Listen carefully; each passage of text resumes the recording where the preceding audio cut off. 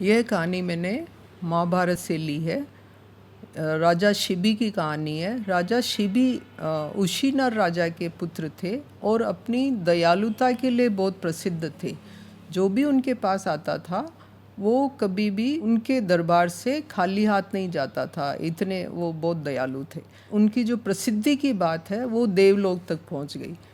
तो इंद्रदेव ने ये निश्चय किया कि राजा शिबी की हमको परीक्षा लेनी चाहिए, तो इसके लिए क्या करें। तो उन्होंने अग्निदेव को भी अपने साथ में मिला लिया। तो उन दोनों ने फिर सोचा कि चलो परीक्षा लेने के लिए चलते हैं कि ये राजा दयालु है या नहीं है, इसकी इतनी प्रसिद्धि हो रही है। जो इंद्रदेव होते हैं वो बाज का रूप धारण कर लेते हैं और जो अग्निदेव होते हैं उनको कबूतर का रूप धारण कर लेते हैं। फिर वो दोनों राजा शिबी के दरबार में पहुंचते हैं।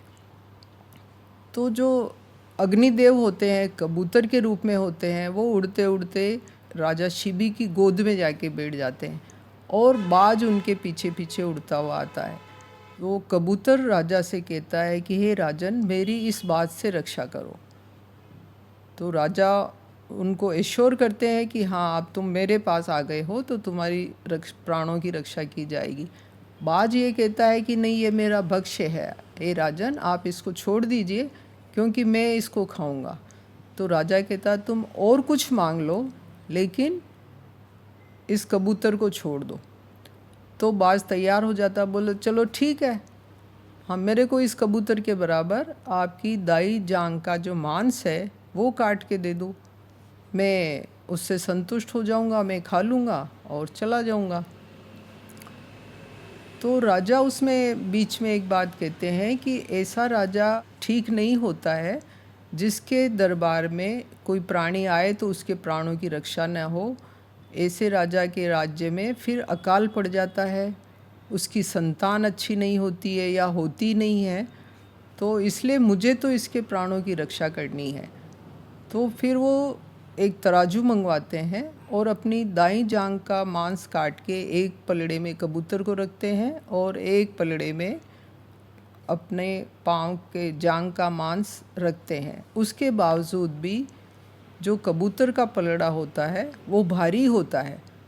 तो फिर राजा सोचते हैं कि चलो थोड़ा मांस और काट के रख देते हैं। इस तरह से 3-4 बार मांस रखने पर भी कबूतर का पलड़ा भारी ही रहता है। फिर राजा सोचते हैं कि मैं खुद ही बैठ जाता हूँ।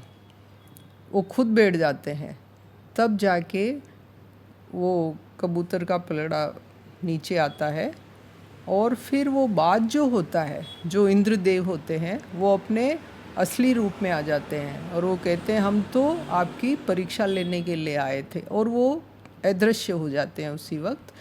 इतने में फिर जो कबूतर होता है वो अग्निदेव के रूप में प्रकट हो जाते हैं और उनको पूरा वापस राजा शिबी को सही करते हैं और राजा शिबी जैसे पहले होते हैं वैसे हो जाते हैं और उनकी परीक्षा में वो सफल हो जाते हैं। जो अग्निदेव होते हैं वो उनको आशीर्वाद देते हैं कि हे राजन, जैसा आपके बारे में हमने सुना था हमने वैसा ही पाया, आप बहुत दयालु हैं, आप बहुत यशस्वी हैं और आपके जो एक संतान होगी, आपका जो एक पुत्र होगा, उसका नाम कपोत रोमा होगा और वह भी बहुत ही यशस्वी होगा आपकी तरह ही।